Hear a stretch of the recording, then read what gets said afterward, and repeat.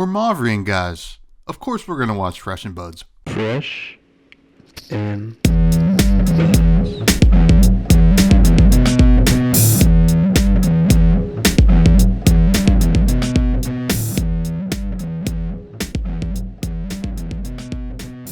All right, folks. Welcome back to yet another episode of Fresh and Buds. I am your host, Tommy Fresh, and you are all of my buds. And today we are joined once again by our friend, our bud, Gary, a.k.a. Mr. Viz. There must be something in the air. There must be something purple doing well to bring Mr. Viz, not out of retirement, but out of the shadows. Gary, how you doing, buddy? What's going on? Dude, I'm doing great. It's been such a good, first couple weeks of Rosetta. I was just in DC for the Battle Hardened down there, and I did really well the first two rounds of both events, and then I dropped to hang out with some friends. That's how it goes. But man, the Rune Blades have been eating good. I am living my best life. There's not enough time to brew as many decks as I want to brew, and just happy to be chatting with you again about it, so people get to listen to me talk about purple guys for an hour. Yeah, I mean, listen, it's pretty crazy that not only do we have two new Rune Blades, but maybe arguably four. I forget who I was talking to on the podcast where I totally blanked that Viserai existed in the meta as well. But yeah. 3.5 top 8 of the Battle Hardened. A top 8 of the Battle Hardened. So it's like I would say 4 of these Rune Blades are all playable right now. This is maybe the most Rune Blade meta we've ever seen. Yeah. I mean, sure, there was some chain Viserai shenanigans at one point, but this is a lot, and they all have a pretty unique identity, which is pretty sweet. Now, we brought you on because you're an expert in all things Viserai. You have strong opinions about certain cards that people play in Viserai, and we're going to get all that, but Hot Take Central today. It's going to be a lot of hot takes, so take off all your jackets. It is going to get hot in here, and it's going to be fun. But before we do that, you said you went down to DC. You played in, it was a limited Battle Hardened? Yep, limited Battle Hardened. I played Auxilio. I went 2-0 and then dropped after I played one of your teammates, David Lee, and he gained so much life, whatever the right term is. So many lives on Verdansk, basically 2 heroes worth. And I just wanted to play some CC in the side event, did really well with Viserai. He's just so back. And then I played the PQ on Sunday. 2-0 again, and then I played against a CYB Dash, and I'm still thinking about that match and how to make that matchup better. And then I played against Merrick on his max deck, which was awesome to see. Oh, kicked my ass! Yeah, Merrick was there. He had a crazy twin drive high octane turn that I just could not clear, and yeah, it was. Then we dropped and played a little bit of Altered, but we're not here to talk about other card games. I think we mentioned Altered on the Brian Gottlieb episode without saying it was Altered. Now, that's a story for another day. But what do you think of this limited format? Because I think the early onset kind of ideas about this limited format, sure, the sealed is a little crazy. I don't know if you got to play any drafts yet, but some people are saying this is actually the best limited environment we've seen after a pretty good one in MST. Yeah, I haven't gotten to play any drafts yet. We mainly just play CC or some casual stuff locally, but I can imagine it's really great. I think the fact that you have 2 play styles in 2 different classes, like you can kind of stay open pretty commonly early, and then you can pivot late, or you can just decide early and just try and take all your class cards. I think it opens up a lot of flexibility, similar to MST, where you can kind of take your blues, take your your mystic cards, and then pivot to whichever hero you want later. But as far as sealed goes, it's really interesting because you play against a lot of Florians, and they're really good. But last minute decision switched. I was playing Verdansk, and I was trying to make cuts for sigils, and I was like, why am I playing Verdansk? I should just be playing Auxilio. And boy, is he fun.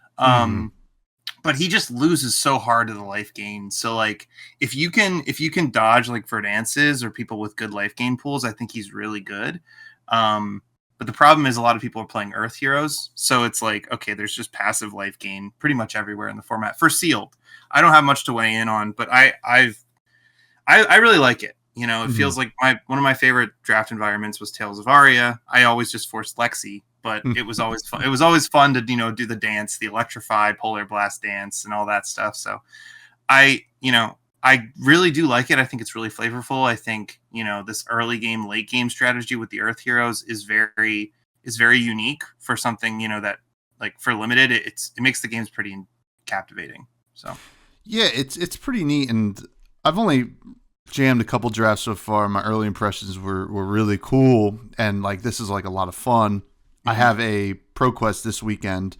Oh, nice. That is draft at Gilded Raven Games, Somerset, New Jersey, and I'm interested. I kind of love that you have to make a decision. Like, I think the clear decision is to stay open in the elements rather than the classes, but the packs might tell a different story where you're like, well, I kind of want to take this really good wizard spell that could go in either deck, and then I'll see where the elements kind of shake out. I don't know if that's right, but I like that there is that kind of ambiguity that allows you to be this weird type of open that we. It sounds like it's like a dual axis way to stay open, right? Where it's like you're saying where oh, I you know, if it's me, I'm just going to force Runeblade, right? But like, which Runeblade am I going to end up with based on, you know, like you can draft. It sounds like you can draft like Runeblade cards early and then just take the Earth cards late, or you could take the I love that variety. I think, you know, because it's not a T like some of the other formats have been. You can kind of like pick your axis you want to go on. But yeah, I do want to do a draft. Sounds great. I mean, we'll just have to get them going. Get them going down there in Philly. I know. I got to get them going. We got a lot of new people coming around, which is great. Yeah, shout out to the South Jersey Discord I got invited to, which was like 50% Philadelphia people, but it's just like came in and like, of course, Gary immediately is like, oh, this guy. Like, and they don't know that you're joking, and they're like, no, he's nice. But yeah, love a local Discord. Although, you know, I was like, when I got asked by, I think Adam asked me, and he was like, do you want to be in the South Jersey Discord? I was like, well, I live in Central Jersey. Is that okay? He's like, yeah, it's okay. Now, let's get to more Rosetta here and do some Rosetta fresh faves. Because this is a really, really cool set. And honestly, I think a huge win for LSS. Yeah. Albeit with some exceptions, maybe count your blessings. I don't know. I still don't know how I feel about that card because you can beat it if you're prepared for it, I think. Right. But I don't know if it's necessarily fun. But some people listen, I didn't think playing Oldham was fun, but a lot of people did. So that's just how it is. Different strokes for different folks. The thing with count your blessings really is just if there's a way for you to build your deck normally and just have a plan. Like I started cooking up this crazy idea where you just pitch stack Tome of the Arknight and Viserai, and you just play it like a normal game, except you take life, and then at the end you just build this giant bomb attack that bursts through whatever life gain they have because of Reaping Blade. Like, you can do it and like still have a normal plan. Like, I really like that people are like teching for it, because it's kind of like what card games are good at is like, oh, there's a new strategy popping off, everybody's going to complain about it, but you know, you kind of have to balance yourself to it, or just flip a coin, right? Like sometimes you're flipping a coin, or you have to do some scouting, which ends up being like almost, it feels like you're at like a sports tournament or something where you have to like watch the other team's film or something. I mean, that's a Belichick move for all the all the Patriots fans out there. It is weird though. Yeah, because it is a generic, And I guess any deck could play some version of a Count Your Blessings version of their deck. So you might just run into Count Your Blessings. I don't think it's necessarily a good deck. Like maybe the Dash version's the best. I'm not sure, but they have a bunch of non-blocks, and guess what? There are so many on hits right now. You can gain as much life as you want. The on hits are still going to happen, right? So it's I don't know. We'll see if they do anything about it, or if it becomes a real problem. Who knows? It's definitely a controversial take that, to be honest, until I run into more of them, I don't think I'm going to have much of a opinion. So yeah, I'm still thinking about my game against that Dash, because it's like, how could I have done better? I feel like Flesh and Blood players are really good at that, because it's like we have so much agency in our game. It's like, how do I deal with somebody where they didn't attack for like 12 turns? Like, you know what I mean? Like, should I have not attacked? Like, that's the kind of thing you kind of have to learn how to pivot into it. But yeah, that's card games. So that's card games, and we're going to talk about card games. Well, this one specifically, and we're going to do your Rosetta Fresh faves. Yeah. First off the bat, who is your favorite hero from Rosetta? Yeah, so this is tough. Obviously, 2 new Rune Blades, but the 2 Rune Blades are kind of, Aurora's more of a ninja. She doesn't really even play non-attack actions, and Florian's more of a guardian who just wants to play big attacks. Which of those classes do I like better? Probably ninja. I think Aurora does some really interesting things, so I probably have to give it to Aurora, mainly because of one of the weird interactions I found out this weekend of like their channel Thunder Valley, and then if they play Sigil of Suffering and they take a damage with their defense reaction, you draw a card. I think that is so awesome. And so that's probably what wins for Aurora for me, because longtime fans of the show know I love Sigil of Suffering. And so being able to just play 3 of those and have a plan for those cards is really awesome. So I got to give it to Aurora. I can't even argue with that one. That is pretty sweet. And Lightning, I think they gave Lightning a really good like identity in this set. Rather, I mean, sure, it's fast, but like it's also like kind of like a glass cannon, right? It's like, absolutely, hey, you better not want to block ever, because it's not happening. On Talishar, anytime I've presented lethal to an Aurora or an Acilio, they say no blocks, and then they just rather than wait for me to see their hand, they just play out all 4 instants in their hand. It's just like, all right, GG. Yeah, that's true. Now, what's your favorite weapon? Really interesting stuff from the weapons. Like, I love Starfall. I think Starfall is just a really incredible, 1 for 2, 1 for 1. Sometimes go again. But I think Volzar is probably my favorite. Like, I had never played Acilio. Like, he's a really cool hero, but like I didn't play him until this weekend. And just the ability to go like lightning, big wizard attack with the sigil out is just really cool. Also, shout out to the random Acilio that hit me with Mind Warp. That's another awesome way to buff. Volzar is cool. So yeah, I'm gonna have to give it to Volzar. Sorry if I'm pronouncing it wrong, but that weapon is so incredible, and I think it also provided a lot of the great like online discourse about what the hell is a sigil aura. Like, we didn't have any. We didn't have it. We had like 1 from Uprising when it was spoiled. So I think just the fab history around that card really speaks to me. Yeah, Volzar's sweet. It's just so cool. And I don't know. It is like the coolest one of the 4. Like, it's doing something really interesting. Yeah. Now, what was your favorite equipment? Because we did get some really sweet equipment in this set. Yeah, this is really tough. Because obviously, people are going to say Face Purgatory, blah, blah, blah. That's probably the best. I love the ability. I love that I can, get another one of my opponent's cards. But who would I be if I wasn't a speculator? If I wasn't somebody who was, really idealist, thinking about the future? And I cannot get over the fact that they gave us another Arknight card. So I think you knew that I was going to say this.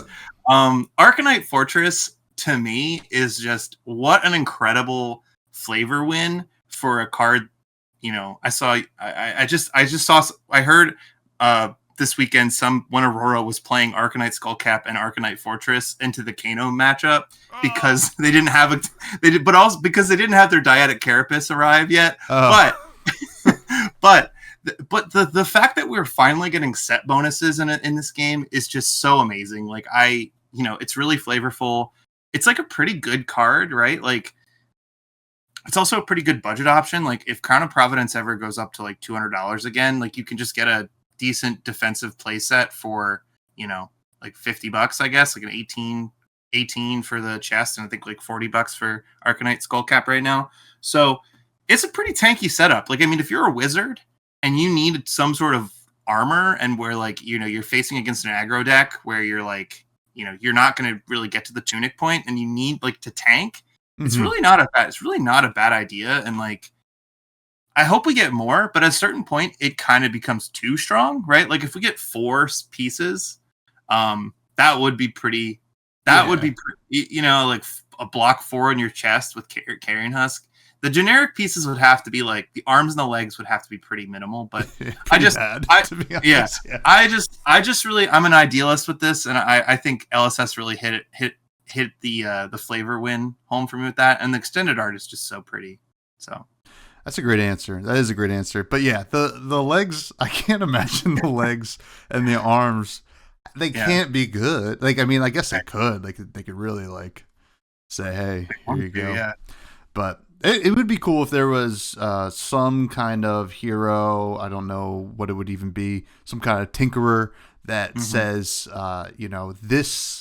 this arm piece has any name or whatever, so that like you can kind of play this kind of changeling-esque thing to buff it, which would be neat. Now, what's your favorite run-of-the-mill card in the set? Because there are some bangers.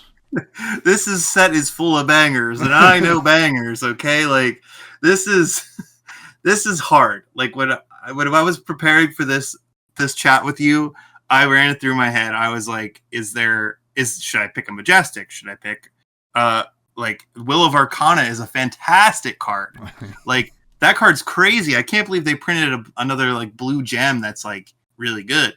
But I have to give it to Deadwood Dirge. I know all the people that I've talked to in the last 2-3 weeks since that card was spoiled or however long it's been. That card is incredible. I think it does so much for the Runeblade, almost all Runeblades. It's basically like Vincett's like oil for a lot of her deck. I mean, like the close second would have to be Malefic Incantation, and we'll get into that card a little bit later.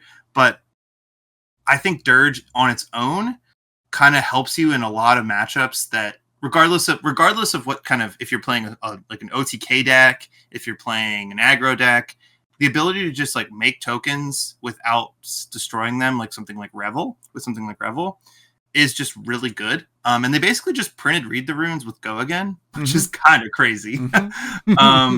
It's like, yeah. And we're not even going to get into the fact that, Codex of Frailty matchups and like, Blood Rot and all that stuff, like just being able to destroy auras that are negative for you.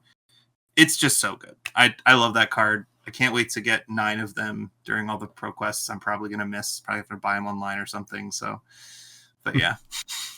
I mean, great answer. That is a great answer. Yeah. Now, this is a this is a question from your mailman. Yes, every episode, I'm just like, gosh, I can't wait to go back on and answer Junior's question. For context, this next question was suggested to be in the show. You've heard, if you listen to the show, you've heard it already a couple times. It's what class and talent would you be if you were in the world of Wraith? And this was suggested by Junior, who's a bud and a great community member, but also Gary's mailman, which is just it's just funny to say. I don't know. It's cool. So which class and talent would you be if you lived in the world of Wraith? So I know that it's going to sound like it's going to sound very cliche because, I'm surrounded by everything purple and all this stuff. But like, I genuinely think I vibe and would be a Runeblade in this world. Primarily because like, this concept of duality in the class, like, magic versus and physical and like, and in my life, I do very like for my job, I'm a data analyst, but I also do graphic design, but I also do like, I do like social stuff. I'm very like dual class per se. And I feel like the Runeblade class is the best example of a dual class. I obviously like, jack of all trades, master of none kind of thing is sometimes how I feel. Right. But like, that's kind of what Runeblades does right there, and I feel and that's part of the reason why I love it. Right. Because, the decisions you make in combat when you're facing a Runeblade or when you are a Runeblade are very different than when you're facing just a physical attacker or just an arcane attacker, right? And so I think when I apply those theories to my real life and real job, I think it comes through in that way as well. As far as talents go, and honestly, like I came really close to suggesting saying mechanologist because I love computers and I love all this stuff, but I think that is just kind of part of the, part of it, but like I don't find it all consuming. I just love technology. As far as talent though, I'm not a big outside guy. So like I like being inside. I don't like being very cold. I would probably say lightning. I think a lightning Runeblade kind of speaks to me in a way. I can kind of put my tech, electronic side into the lightning angle of it. So I guess I'm Aurora or half of Briar. Sure. But yeah, that's kind of that's what speak to me. And then, yeah. Well, yeah, lightning is kind of mech adjacent. We're yet to see some. I mean, you wouldn't say mystic? Is that? Yeah, I think it's mystic. Yeah, mystic. Yeah, I was mysteric. No, mystic. Yeah, draconic. I mean, like I thought about it. I was like, ugh. And I guess generally elemental. Sure. Like, doesn't really speak to me. If I had to pick, like, because I think elemental's technically the talent, right? But yeah, I would probably pick because Shadow is not really me because I'm pretty out there. I'm pretty, guy. I'm not, I love Shadow Runeblades, but I'm not really, but I'm not necessarily light, right? Because I am, a little crazy sometimes. I'm not. You got darkness to you. I got a little darkness in me, yeah. So. All right, we'll go with lightning, I think. Yeah. Well, there you have it, Junior. Now you know. Now you know. Now let's talk about Viserai. And, I kind of asked you what are some things you wanted to touch on, but before we get to those, Viserai. Viserai's kind of been a hero that has had the most ups and downs, I think, of any other hero in the game. It's in CC, in Blitz, it kind of had one big up, and then and then it was one gone. Big up. Yeah. But in CC, there were times when Viserai basically called for bans. A certain chess piece, and also was a pretty integral part of a couple different metas. And then the bans kind of hurt Viserai going forward, and just like the ability to have the flexibility of being able to do the OTK thing efficiently and do something crazy was a nice, feather in the cap for Viserai. And then that being removed was a little bit tough. And then we had seen a little bit after Dusk Till Dawn, I believe, that there were some OTK versions of the deck that still existed where they're playing the staff. And that was kind of cool, right? That was kind of cool to see, but it didn't really have the deck building flexibility that it really needed to be like a top tier deck. And then also just the regular aggro plan was not strong enough as other heroes got faster and had better on hits. But now we are here post Rosetta. Yeah. First major Runeblade class since Dusk Till Dawn, although that was focused more on Shadow Runeblade. And we have on hits. A lot of on hits in Viserai. So how do you feel about the deck right now as it stands in the meta? Because, I think we were chatting even, the other week where you were just kind of thinking how funny it is. Like, it's either the worst deck ever or the best deck in the format. So where does it fall right now on that scale? So I think that I think Viserai players are very similar to Kano players, where there's, and I do want to say, shout out to the Kano players who are kind of in that same ebb and flow with us, where it's like sometimes Kano's the best deck in the format, and sometimes everybody's prepared for him, and there's no way to actually, succeed as Kano. Right now, I think Viserai is in probably the best shape he's been since Everfest, but I also think that Rosetta is the best Runeblade set ever printed. I think it. I mean, like every single Majestic in Everfest was great for Runeblade, but Rosetta, every single common and rare plays to a different Runeblade playstyle. And that to me is just so holistic to the Runeblade, like the power creep, if you say power creepers, if you want to get cute with it. I think he's very good. I think he still all of our perks that we got, which we'll talk about a little later in the show. They increased our consistency tenfold. I don't have Runeblade hands anymore in the same way I used to. The ability to just send 12 damage consistently every turn is much more consistent than it's ever been. I think that makes him a significantly more viable threat, but I do think that there's this almost spectrum of consistency towards power, and I think we're constantly balancing between there. And right now we're focusing on consistency because of all the tools we've gotten. I think a lot of people online are focused on this consistent ability to deal consistent damage, cutting Mauvrian Skies, playing more go again attacks, just to be able to, get through Warmonger's diplomacy kind of thing. But I think the nature of the Runeblade is to be a bit of a gambler. Sure. and maybe that's kind of why I also love Runeblade. But I think there's a world where you can maximize consistency while also maximizing power. And I don't think we're there yet from a meta perspective. And I think that, there was a lot of success in, I forget his name. Oh my gosh, I feel so bad. I looked it up right before this.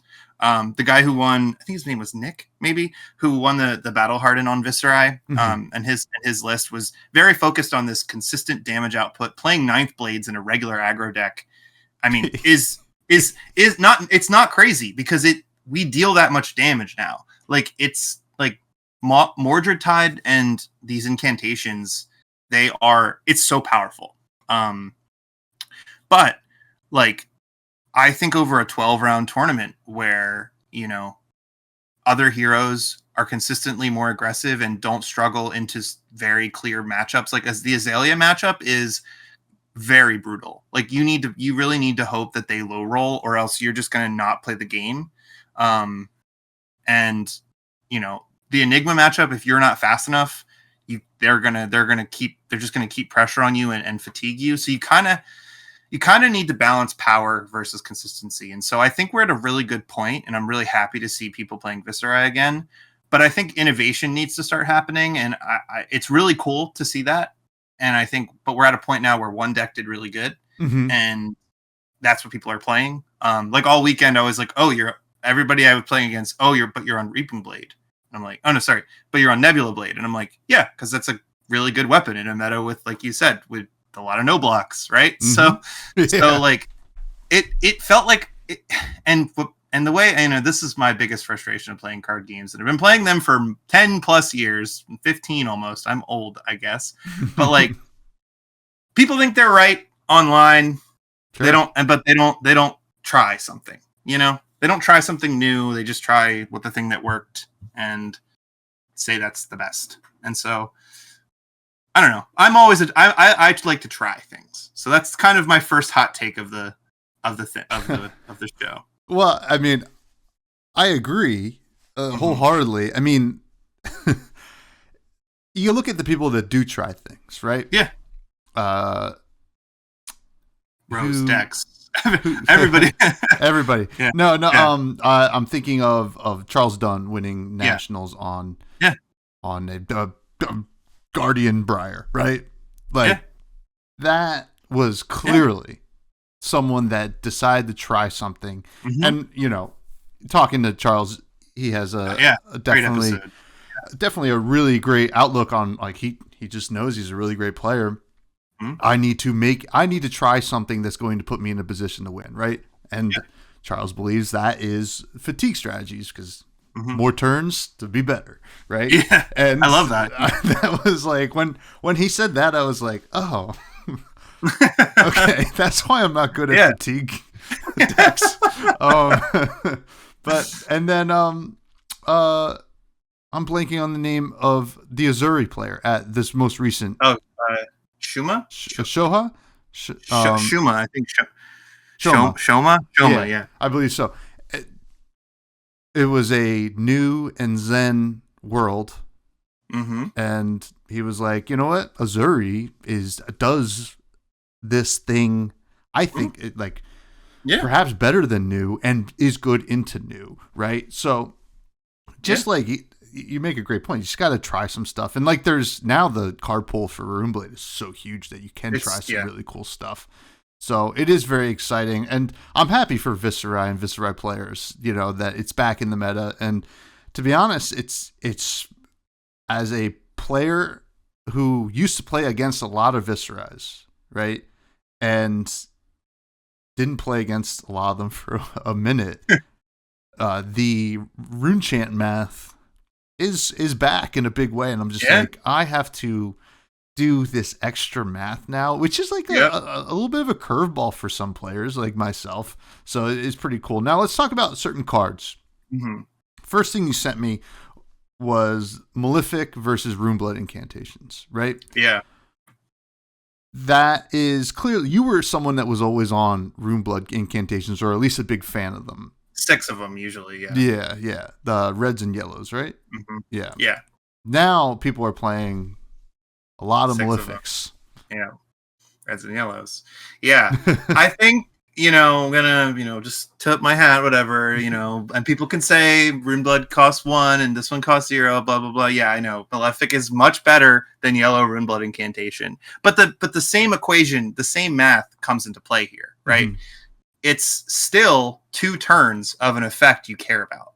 Yeah. And it's still a good pitch late game. The really big bonus for Malefic, honestly, is that it works with Mordred Tide.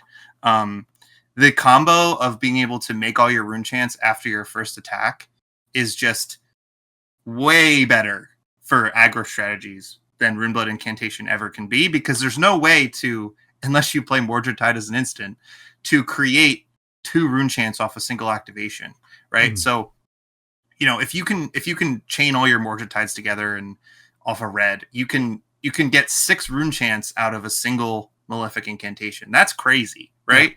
Like, to be able to play a Mordred, attack with any attack, and then end up with 4 rune chants because of Viserai is nuts. Like, that's why you can play Ninth Blade, right? Because you can, if you have 2 Malefics out and a Mordred Tide, you end up with 6, right? so it's like, okay, I might as well just play another pitch of blue and swing for 9, right? Like, might as well. Yeah. And then it's a popper. It's I think Malefic changed so much for not only Viserai, but I think a lot of aggro Runeblades, because it adds consistency in the same way that Runeblood incantation added, without the the 1 cost requirement is pretty big, but it's really hard sometimes, like, to have enough rune chance after you attack, especially in heroes like Viserai, where where you kind of need an additional 1 or 2 to be able, like, you can go Shadow Puppetry into any attack, even Deathly Whale, where you end up with 2, right? But sometimes you need to combo your Deathly Whales. Well, Malefic lets you do that, and I think playing 6 of those really gets to the heart of what I was saying, was like, it's not a 2 value card. It's not. Don't look at cards for their math. Look at them for what they actually do in the context of the game, and you'll see so much more value in the cards that you're writing off initially if you think about them that way. And yeah, so I love seeing 6 Malefic. It does come at the cost of a lot of people not actually playing Mauvrion Skies, because the rune chant generation after the attack fuels a lot of the cards you would normally want to just, you can cut the the 1 costs, or the attacks that need the Mauvrion Skies in order to do its thing. But I think as far as an incantation goes, this is such a good plan for aggro decks, especially because you can save up your counters. When I was playing against Azalea this weekend, I got hit with Red in the Ledger so many times, and it felt great to just be able to play my Malefic and then save it for a future turn, or play one thing and then be able to, like, I could block, maybe take 1 and then just play a Malefic, and I get to choose when the rune chants go off. Rune Blood is very good, but it's a different card. But it's certainly cool, and I love that you can, like, stack them up. Like, if you have to play, like, on your back foot a little bit, right, you stack them up, and, like, you just send your weapon or whatever, and then when you finally perhaps get to like a card that we'll talk about in a minute, like where you get to use your Face Purgatory, and then maybe you can convert a lot of that kind of built up potential that you've played out into kind of the big swing moment in the game. Is super huge. Now, the next thing that you mentioned was playing yellow and blue drawn from the Dark Dimensions. Yep. Yeah. They have a question mark at the end of the card, if anybody doesn't know. In a Succumb environment. Yeah. So this card, this is a really interesting world we live in, right? Where Succumb to Temptation is probably one of the best Runeblade cards ever printed. Like, it's got to be up there top 3 if you don't count equipment. It's basically like reverse Plunder Run if you think about it. Like, or like Rattle. It's kind of like where you, like, they can't let you can play it as an instant with creepers or whatever, however you want to do it. But if it forces your opponents to play around a card that doesn't happen, that because it exists in your deck, they need to play around it. Yeah. And I'm a big fan of, I mean, this is a very common term, but when I build my decks, I think of this, I make this a priority, is threat of activation. So the concept of threat of activation, and you're probably familiar with it, but I'll just talk about it because, is can you get value off of a card that they know exists without actually playing it? And it happens a lot with, like, CNC Pummel. People think, like, oh, I'm going to overblock 8, that kind of thing. I mean, Creepers is just Creepers is all on board. Is all called TOA, Tales of Aria, but TOA. Creepers is all TOA, right? Like, if you send any attack with Arcane, now they have to decide, are you going to activate Creepers? Are you going to activate Succumb? Like, they have to decide both of those things at the time of the first attack with the rune chants. And it's a decision that people don't want to make, and sometimes they often just forget about it. On top of that, it's just a really good starter for your turn, right? And it's a block 3, right? Whatever. But it's just so good. And you can still activate it even if they don't take Arcane with your creepers, right? So there's ways to still do it, even if they play around it. And it gives your attack go again. It does have to be like the 3rd card in your hand to make it work, because usually you want to play like a non-attack and then an attack and then something. But yeah, and the reason I when you asked me about this topic, play yellow and blue drawn, is anytime you're playing this game, people are thinking about the value. They're thinking about, this attack is coming in for 2. Should I block this with equipment? Should I block this from my hand?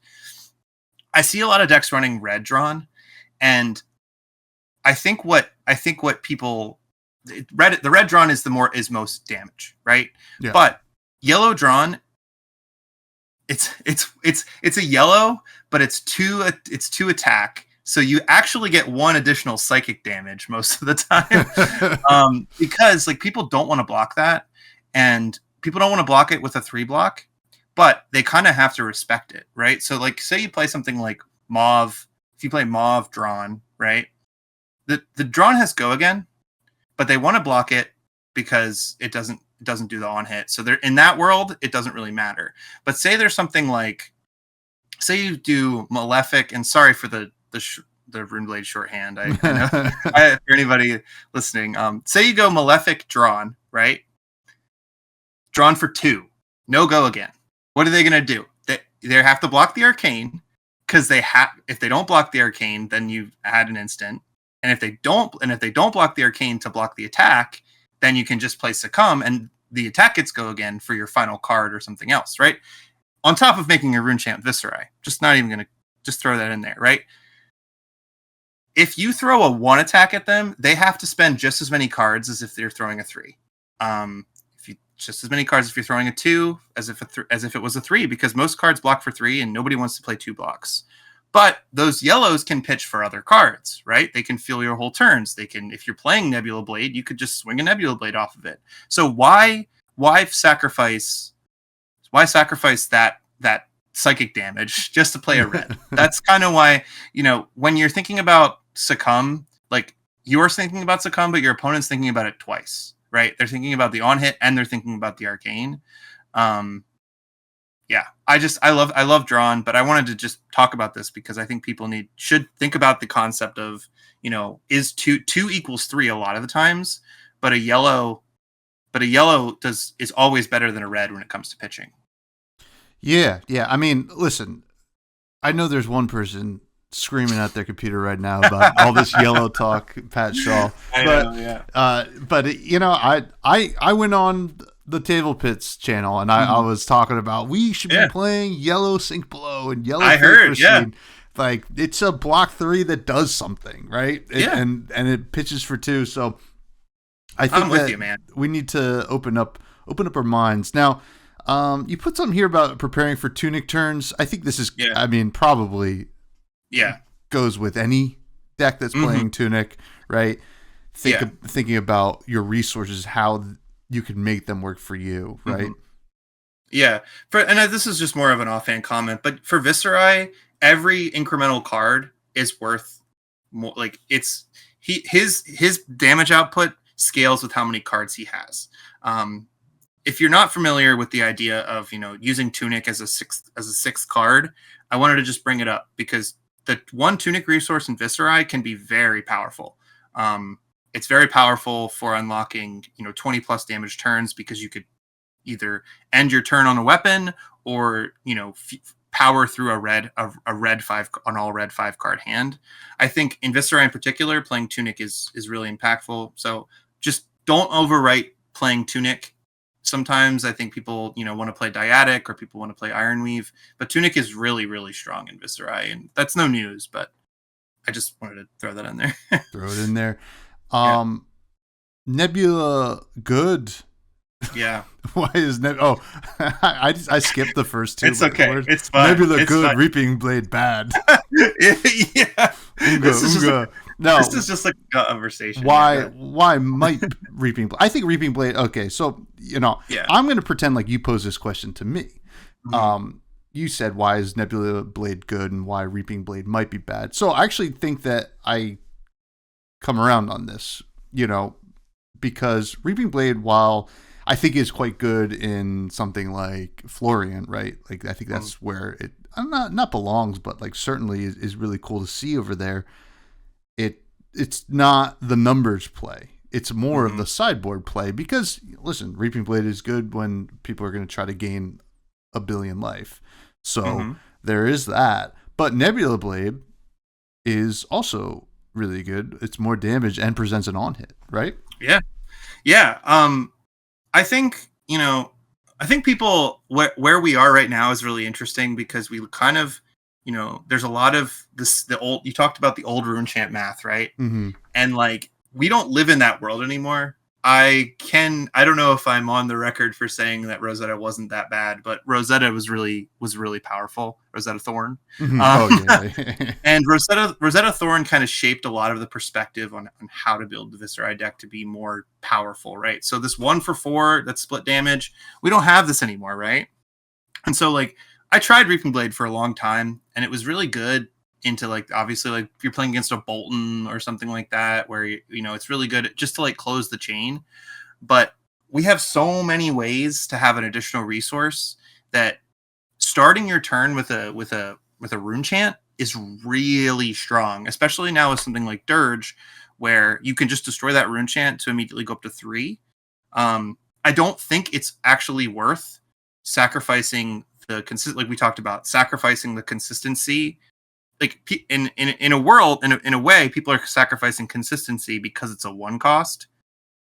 They're sacrificing the ability to start with a rune chant in order to be able to always swing their weapon, because it costs 1. But the real issue here is that we're not starting with rune chants on Reaping Blade attacks. Mm-hmm. We're only starting with rune chants if Nebula Blade hits. And when you're playing stuff like Revel, you're playing your stuff like things that kill all your rune chants. I think it's just Revel.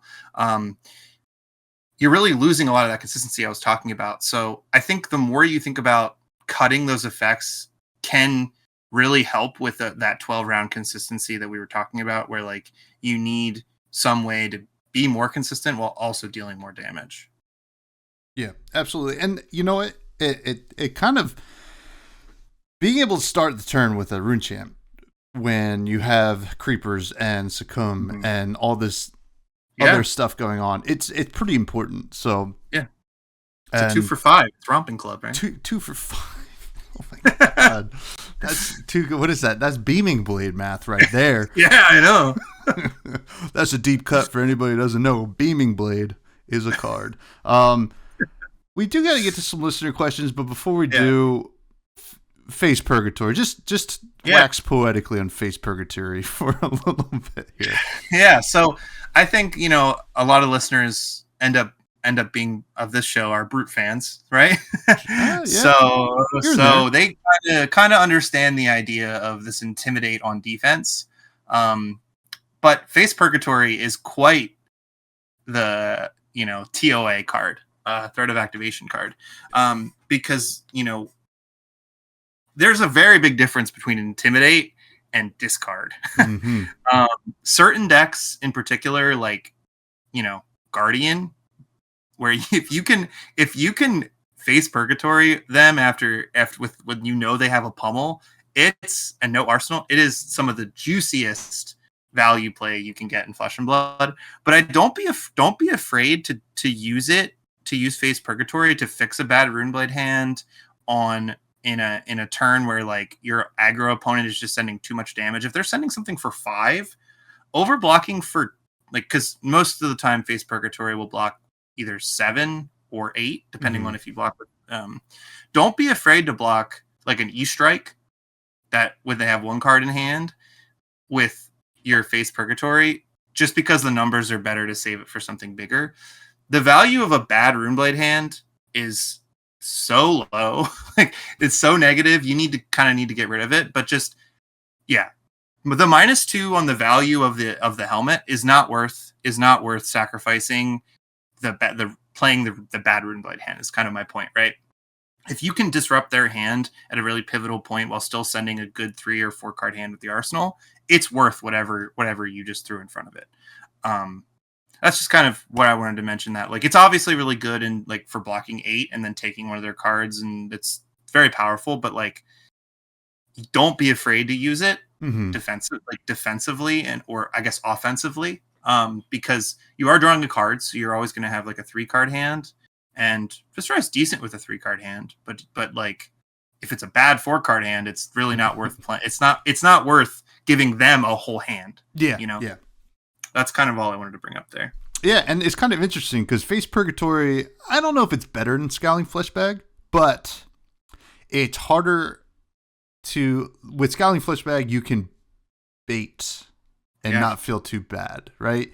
Yeah. Face Purgatory, like, okay, let's say I attack you, the Viserai, or you, the Reinhardt player, and I'm like, okay, I'm going to do E-Strike for 5 go again. I have 1 card left in hand. Yeah. And they're like, Scowling Fleshbag. It was something I didn't even want to play anyway. I just put it right into Arsenal. Mm-hmm. Same thing. I'm playing against you, the Viserai player, and I'm like, okay, E-Strike, 5 go again with something I didn't want to play anyway at the end of this turn. I can't really get the good value out of beating that because you're going to go, okay, block, and I discard it. I don't get the Arsenal. So it's so weird because on its face, you would think they're like the same card. They're not the same card. No. It's just like totally different. Now, we do have listener questions. Folks, you can submit these questions on the Buds Discord. Please check it out. It is in the show notes below. First comes from William from the Table Pit. Is Young Viserai good again? I don't know if Young Viserai is legal. Yeah. And when is the next Fab Camp? Well, first of all, Young Viserai has always been the best because he was the first living legend hero. We knew this was coming. We're like almost 2+ years in. Brian kind of evaded the question when he was here, but we'll walk through that. We'll walk through that. I know he's we've got a lot of love, so all is forgiven. Fab Camp is up to Greentree. It was a great time. Sorry you couldn't be there. It was really cool. Thank you, John, so much for being able to just letting me just talk about the rune language for an hour. It was half an hour. It felt forever because I was just in flow, but yeah, it was a good time. I think next year at some point. I think we're probably going to do one next year. It's all up to Greentree though. So amen. Capolo asks, why are the lightning and earth rune chants the same text and symbols as the OG rune chant? Is there only one chant for the rune blades? If you were to ask me what my least favorite thing about Rosetta was, oh, they look so cool. No. It's not the new rune chants. It's the fact that they didn't come up with new words on the rune chants. I mean, the Earth one looks so cool. Lightning one, I got both playmats from Tampa because I have a problem, but they are very cool. Now, I've talked about this on the show before, but the rune chant says, "Fear not the lightning, fear the darkness that follows." So you're literally saying, "Fear not the lightning" on the lightning one, which is kind of coy if you think about it. Sure. In rune, where the rune chant comes first and then whatever other thing comes after. But come on, it would have been so cool. Give us another letter, maybe, of the language. Fear not the darkness, fear the lightning that follows. Yeah, exactly, right? Fear or the lightning that came before, or something, or something like that. Like invert it. Who cares? That being said, I've been waiting 2 years or more for a rune chant playmat, and they look gorgeous. I don't know why they use the same incantation. That's a really good question for Kale. I was sad that they didn't change the letters. I'm just happy to have them on a big playmat now. Yeah, absolutely. Seth, an OG bud. Yeah, shout out to Seth and Caleb. They've been playing more Flesh and Blood again. Man, I'd love to hear it. Yeah. Seth asks, when is the Swarming Gloomveil cosplay dropping? I don't know about that one. Yeah. Listen, I would love to see it. I don't know. Yeah. I'm going to be, as your friend, I don't know if you can pull it off. I cannot pull it off. Honestly, I was thinking about, I have no musical talent. Okay. But I was thinking about doing the old Deadwood Dirge cosplay. That was sick. Because it's kind of, you can get like a keyboard, and he's got some bones and some magic coming out of him. I don't know how I would simulate the magic, but I could look like a skeleton dirging it up. But yeah, if I could get myself, like Sabrina Carpenter in the church, if I could get myself in a a demonic cathedral and had a bodysuit like that on the Swarming Gloomveil, maybe I could do it. If anybody knows a demonic cathedral, just you could just DM me and maybe we can work it out. We'll find one. Darth Prentice, aka Greg, asks, which Runeblade card in Rosetta do you think is the stinkiest? So when I read this question, I was like, does he mean by smell? Does he mean by like the worst? Is it like, is it not good? I mean, it could be one and the same, to be honest. Honestly, so I'm gonna the smelliest. I'm gonna go off smelliest here. Okay. I think it's got to be Arcane Cussing. Because it's got like a head in it, you know. And one of the things about Futurama that I never really understood was like, is the heads in there? Do they smell like anything? You know how they got all these heads in a jar in Futurama. This is the same kind of. I ask these questions when I look at Arcane Cussing. It's like, what does it smell like? And like, because like, what, when you think about preservation, right? I don't know if you in biology class in high school or whatever, when you had to deal with all the formaldehyde and all that stuff, probably really smelly, right? And so this is kind of like, from that perspective, this is probably the smelliest because it's got this dead head in there while they're trying to keep it alive. I think that's a fair answer. I would have went with Consuming Volition because we're getting a little swampy in there, but it's got reprint. Yeah. We won't even give it that kind of respect. Pat Shaw, lover of the yellows, asks, what does an LL Vis look like now with Rosetta pieces? What cards are clear upgrades from old staples? It's honestly, Pat, like, I don't know if you've played any CC Viserai lately, but it's the same aggro deck, but like a lot more consistent and a lot more ways to deal upfront damage. So I think, anytime, I think you just kind of play the CC Viserai with Rosetta Thorn and Skeleda, because you're already playing Ninth Blade, and you can kind of go kind of crazy with like Mordred, Malefic, make 6 rune chance, pop chest, play Sonata. Like that's not even a hard turn to pull off. So I think it might just be the same deck with the chess piece and Rosetta. Yeah, I think because like we didn't lose anything.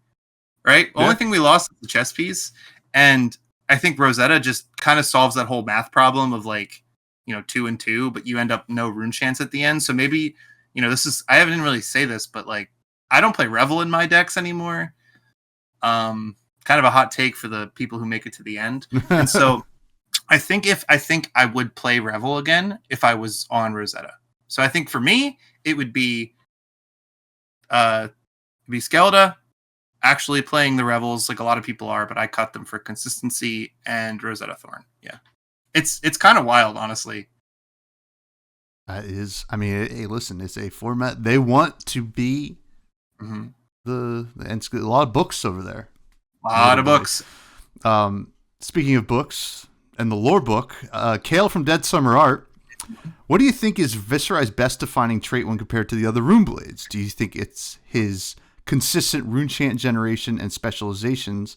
Are they enough to keep him relevant compared to the other colleagues? We kind of spent a lot. I think the fact that we talked about Viserai for a whole episode does think that we do think he stacks up to Florian and Aurora. But but the first part of the question, what is the defining trait?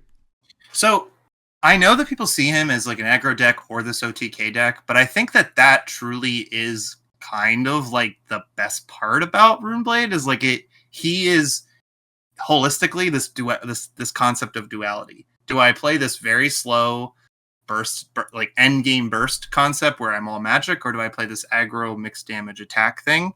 And I think that in itself, like this duality of like which version of Viz are you playing, is a question that people always ask. Obviously, this is like his, he's the oldest Runeblade, but like that will kind of always be what his stick is, right? Like which version. I also think that his toolbox capability outshines a lot of other Runeblades because he has one of the old tutors.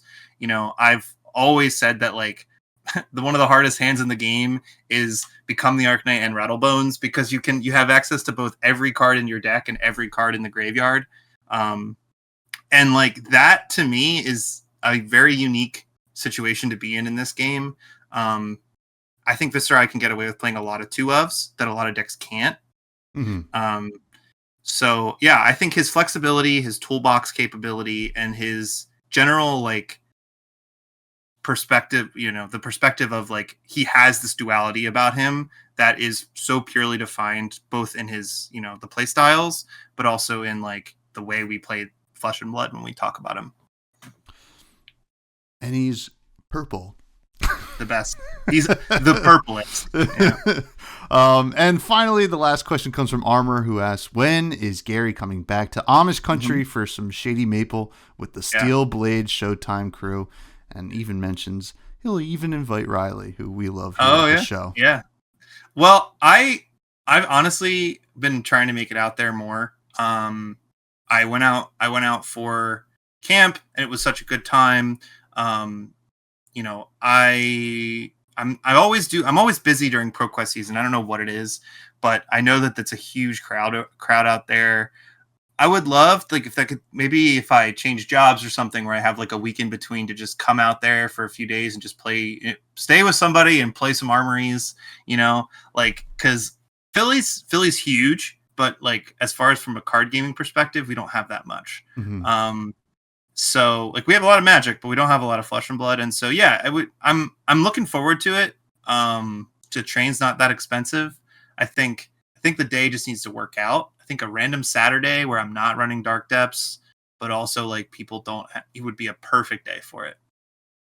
Cool. Well, I hope to get back out there too. I still need to go to Shady Maple for the first time, at least that I can remember. Yeah. But that's going to do it for the show, Gary. I think we're good. I don't need to talk about Viserai again until you're back on.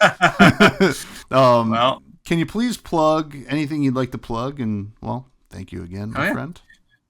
Well, I've taken a little bit of a break from Twitter, so I don't really have anything to plug, but I do always want to shout out your local game store. You know, you can play as many games as you want on Talishar, but the people that you meet at the local game store are going to be some of your best friends, you know, best social connections you can make while playing this game.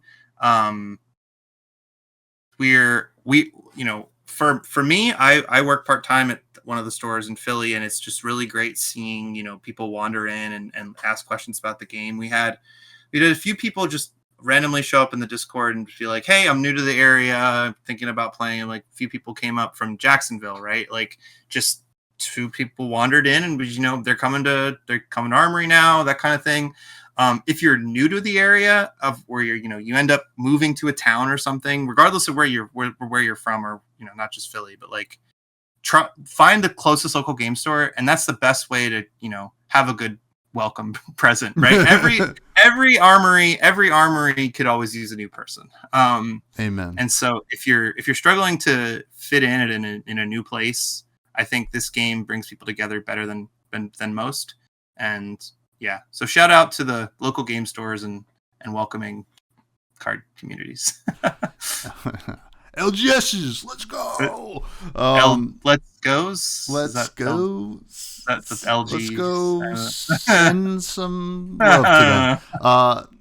Thank you, Gary. And you can all continue to find me on Twitter at freshbudspod, YouTube. Give the old like, comment, subscribe. We just eclipsed 900 subscribers. That's pretty cool. We're getting close to 1,000. Working on that Levi cosplay, I swear. After the wedding, I gotta dress up like a normal human being first. Not to say Levi is not normal, but Discord, the Buzz Discord is a great place to hang out. And then Fresh Juice, an indie game podcast I do with my cousin Matthew. Check that out as well. It's all in the show notes. And food. Hit me with something crazy. I don't know. It doesn't have to be crazy. But I am hungry, so whatever it is. Honestly, this question was the one I was least prepared for, because I've been eating like crap lately. But I honestly, like, I want to shout out to your local pizza place. Yeah. Like, I know that, you know, if you're in a bit of a food desert, you go to the Domino's. Everybody loves to have a little Papa John's as a treat every now and then, right? Yeah. but like, those pizza places that in your hometown, they are the lifeblood of a lot. You know, that's a small business. Another small business I love to support. Some of them are pretty bad. Yeah. I'll admit, you know, I'm a little spoiled. I think I have some of the best pizza, you know, in Philadelphia around the corner from my house. And, you know, we can fight about that whenever you want. But I think, you know, if you can support your local pizza shop, and like, I mean, and mine in particular has this really good barbecue chicken. But they don't have it. They don't have it as the slices because it's a slice shop, right? So you go in, you get a slice, that kind of thing. But they don't make this pizza as a slice because it's like too heavy. So they put too much barbecue chicken and like red onion on it. But I always get it as a pie. Yeah. So yeah, like that's kind of where I've been lately. Like every time I have like a game night or whatever, I'm ordering from OG Pizza and then getting the barbecue chicken and a cheese, that kind of thing. So yeah, that's kind of my food talk for the day. I love pizza. I love it so much. I was at a meeting yesterday at my work, and it was the launch of our holiday beer, which is a big Belgian beer, really heavy. But they also provided pizza for all of us. So we sampled that beer and then had pizza for lunch. So it was like this heavy Belgian and then a lot of carbs. And then nobody was awake for the second half of that meeting. So, but with that, I don't think we have time for Charmer, but I'm sure we'll get to him at some point. Thank you all. Stay fresh. Stay Viserai fresh. Stay purple, everybody. Stay purple. Goodbye.